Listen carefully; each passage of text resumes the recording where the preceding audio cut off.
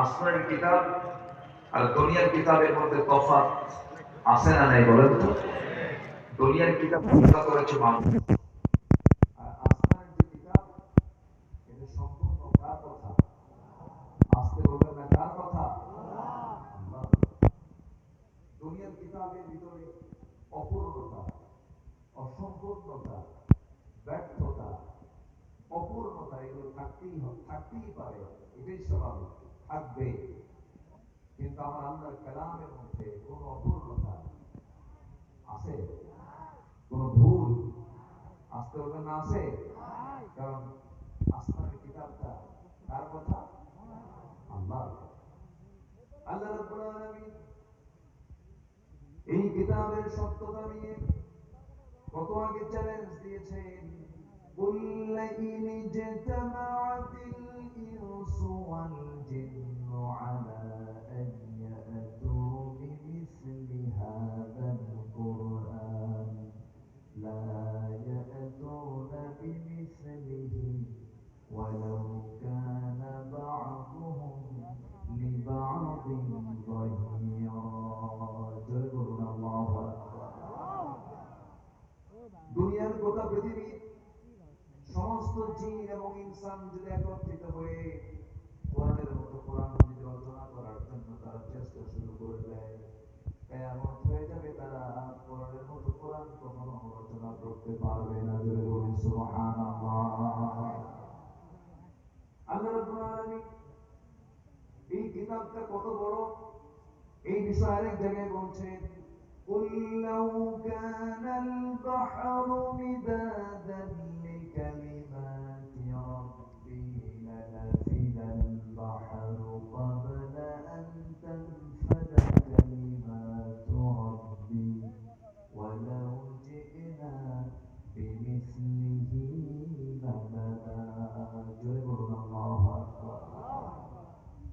গোটা পৃথিবীর অথই জলরাশি, গোটা পৃথিবীর সব সমুদ্রের পানিগুলোকে যদি কালি বানানো হয়, আর গোটা পৃথিবীর সমস্ত বৃক্ষরাজিকে যদি কলম বানিয়ে দেওয়া হয়,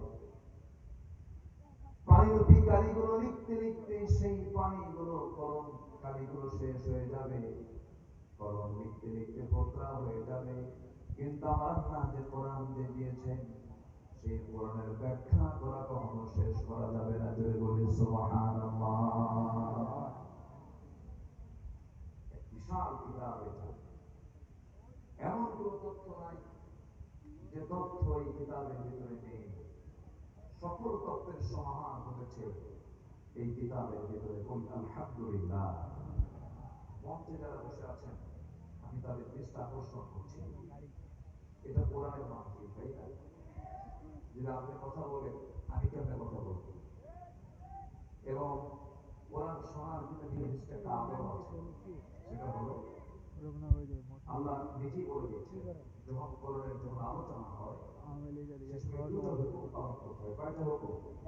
দুটো হুকুম। বাজারে কথা বলে একজন না সবাই? মসজিদে কথা বলে কয়জন? সবাই যদি কথা বলে নামাজ হবে? আল্লাহ রাব্বুল আলামিন কোরআন শোনার ক্ষেত্রে আদবের কথা বলে দিয়েছেন। فإذا قرئ القرآن فاستمعوا له وأنصتوا لعلكم ترحمون। যখন তোমাদের সামনে কোরআন কারীমের যখন আলোচনা করা হয়, কোরআন যখন তেলাওয়াত করা হয়, সেই সময় তোমাদের দায়িত্ব হলো দুটো হুকুম তোমরা পালন করবে। সুন্দর করে মনোযোগ সহকারে শুনবে, ফাস্তামিউ লাহু ওয়া আনসিতু, এবং চুপ থাকবে। আশা করা যায় এই হুকুম মানলে পরে রহমত প্রাপ্ত হবে। জোরে বলে সুবহানাল্লাহ। সম্মানিত ভাই, মহান রব্বুল আলামিন আমাকে আপনাকে দুটো জায়গার ব্যবস্থা করেছেন, আমার এবং আপনার জন্য, এই মানব মণ্ডলীর জন্য দুটা জায়গার ব্যবস্থা করেছেন মৃত্যুর পরে। একটা হলো জান্নাত, আরেকটা কি? জাহান্নাম। আমি যদি ডান হাতে আমল নামা নিয়ে যদি দুনিয়া থেকে বিদায় নেই, তাহলে আমার জন্য বরাদ্দ হবে কি? জান্নাত। আর বাম হাতে যদি আমল নামা যদি চলে আসে, যেটা হবে কোথায়? জাহান্নাম। কিন্তু বান্দা জাহান্নামে যাবে, সেই বান্দা কার? আবার বান্দা জান্নাতে যাবে, সেই বান্দাও কার? আল্লাহ তাআলা। তা আল্লাহর বান্দা জাহান্নামে যাবে। একদিন এরকম প্রশ্ন মুসা আলাইহিস সালাতু ওয়াস সালাম আল্লাহকে করলেন, আল্লাহ তোমার বান্দার প্রতি তোমার দয়া কম না বেশি? অবশ্যই বেশি। আমার বান্দার প্রতি আমার দয়া তো বেশি, এমন দয়া তো পৃথিবী কেউ দেখাতে পারবে না। তাই যদি হয় আল্লাহ, তোমার বান্দা তুমি বানায়া সেই বান্দাকে তুমি জাহান্নামে দিবা, তোমার কি একটু কষ্ট হবে না? তোমার যত দয়া বেশি, তুমি বান্দাকে জাহান্নাম দিবা কেন? আল্লাহ তাআলা বলেন, মুসা তুমি আমার কেমন প্রশ্ন যখন করিয়ে ফেললে, এটার জবাব তোমাকে বোঝানোর জন্য আমি বলতে চাচ্ছি।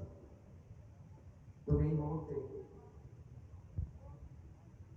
জমিতে গিয়ে গম লাগাও, গম ছিটায় দাও, গম ছিটায় দাও।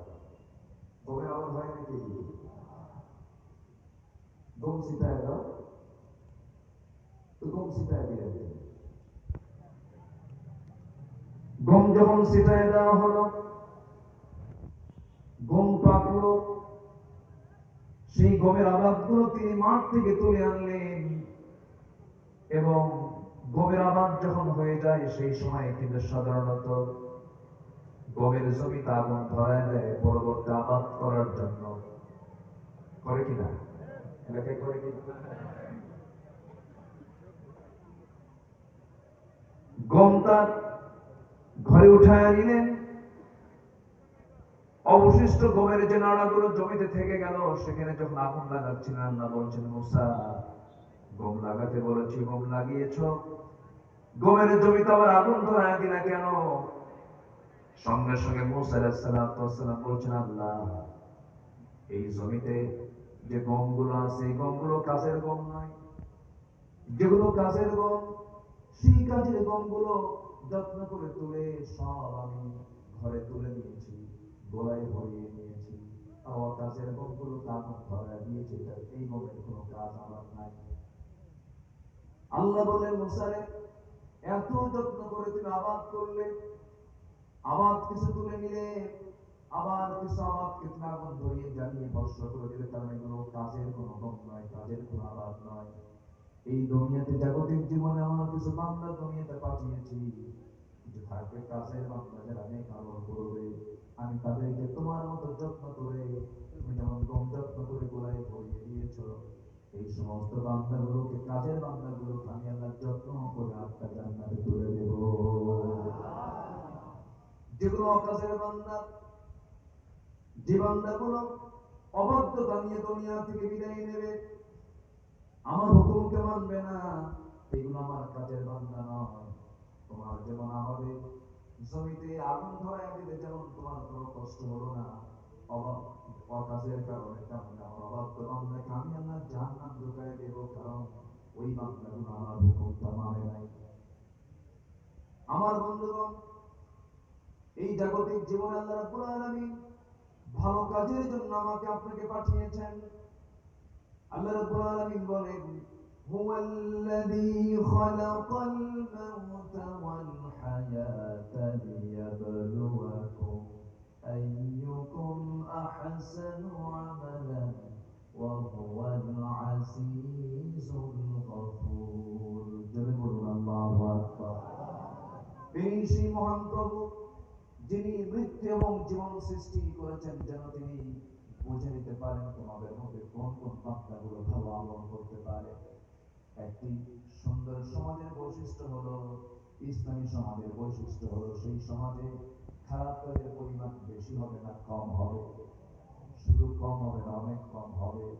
কিন্তু দুঃখজনক হলেও সত্য, আজকের সমাজে ভালো কাজ বেশি না খারাপ কাজ বেশি? আজকের দিনে ভালো কাজ বেশি না খারাপ কাজ বেশি? ভালো কাজ করা সহজ না খারাপ কাজ করা সহজ? খারাপ কাজ করা সহজ। কিন্তু ইসলামী সমাজের বৈশিষ্ট্য হলো ইসলামী সমাজে ভালো কাজগুলোকে সহজ হয়ে যাবে করা, কিন্তু মন্দ কাজগুলোকে করাটা বড় কঠিন হয়ে যাবে। আমার বন্ধুগণ, কিন্তু আজকে সমাজে ভালো কাজ করাই কঠিন হয়ে পড়েছে, মন্দ কাজগুলোকে ইজি করে দেওয়া হয়েছে। বিয়েটা আজকে জটিল করে দেওয়া হয়েছে, কিন্তু বিয়ের বিকল্প জেনার মতো জঘন্য গুনার কাজকে সমাজে সহজ করে দেওয়া হয়েছে।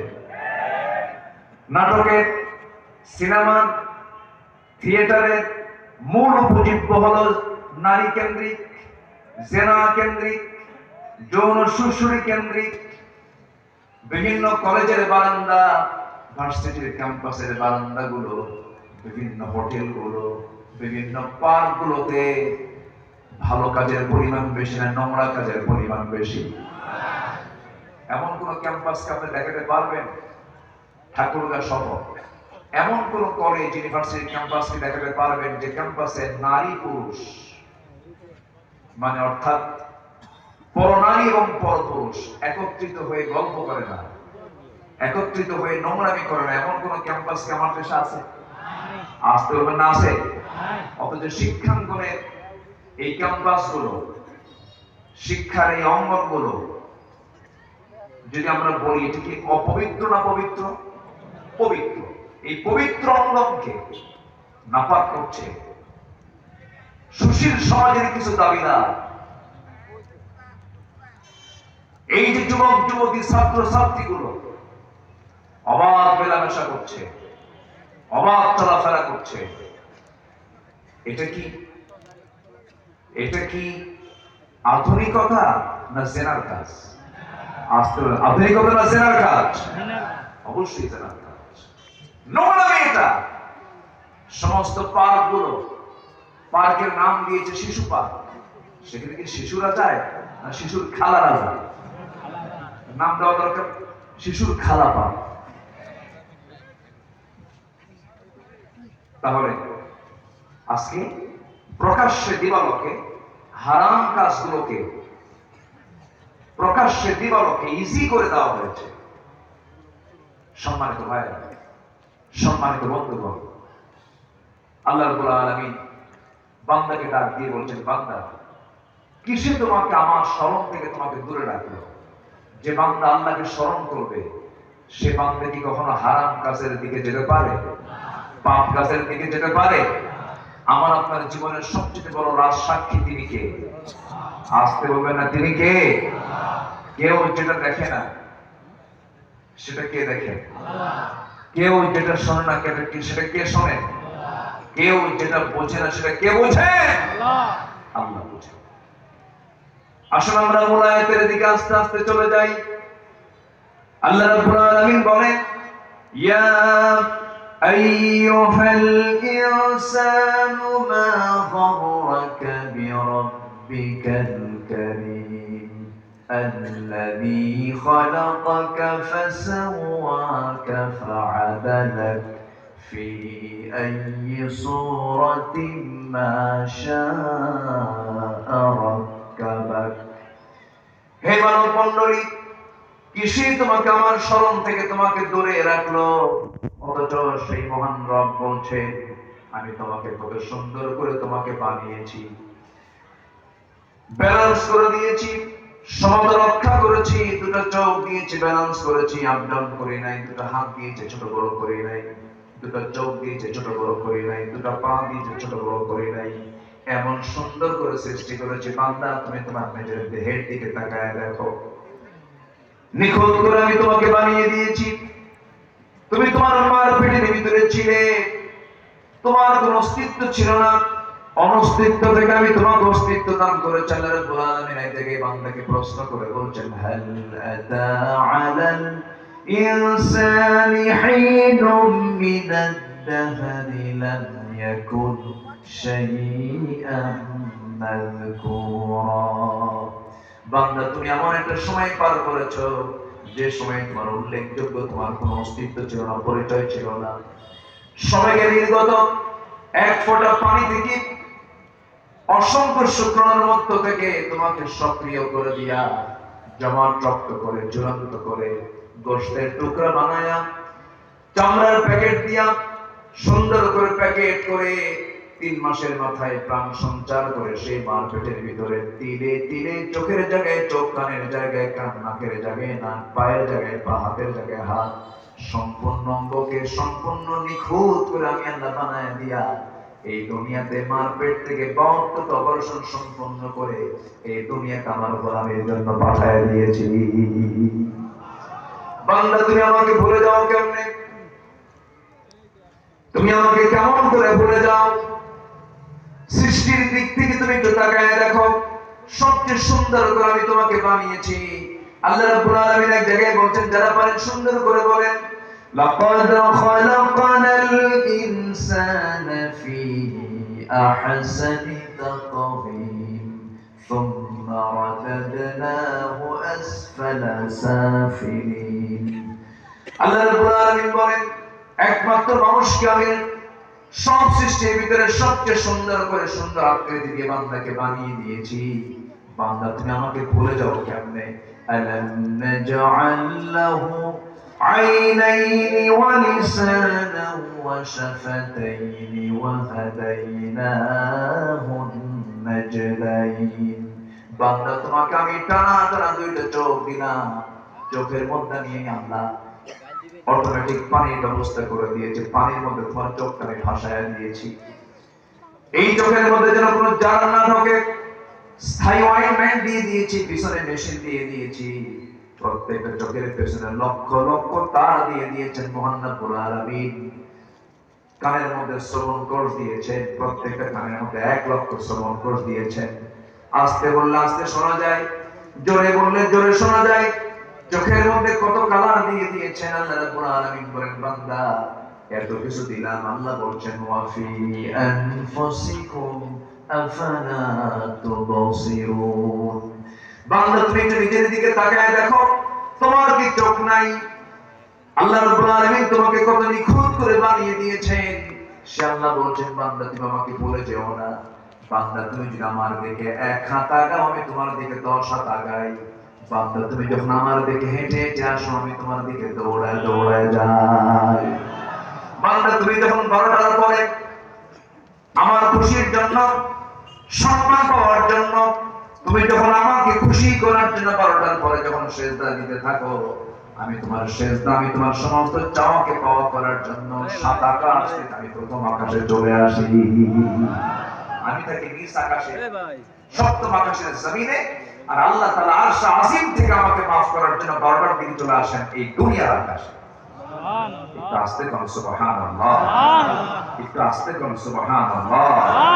সেই মহান রব্বুল আলামিন আমাকে সবচেয়ে মহব্বত করেন, সবচেয়ে দরদ করে আল্লাহ তাআলা আমাকে আপনাকে বানিয়েছেন। আল্লাহ বলেন বান্দা আমি তোকে 6টা জিনিস দিলাম, আমি তোর জন্য 6টা জিনিসকে লুকিয়ে রেখেছি 6 জায়গায়, আর তুই খুঁজিস অন্য জায়গায়। আল্লাহ বলছেন আমি তোর জন্য 6টা জিনিসকে লুকিয়ে রেখেছি 6টা জায়গায়, আর তুই খুঁজে বেড়াস অন্য জায়গায়। আল্লাহ বলেন আমি দিন ইসলামকে রেখে দিয়েছি ক্ষুধা, দারিদ্রতা, ধৈর্যের মধ্যে, কিন্তু বান্দা তুমি খোঁজো উদরপূর্তি দুনিয়ার সচ্ছলতার মধ্যে। আল্লাহ বলেন নাম্বার 2 আমি সম্মান রেখে দিয়েছি শেষ রাতে ইবাদতের শেষ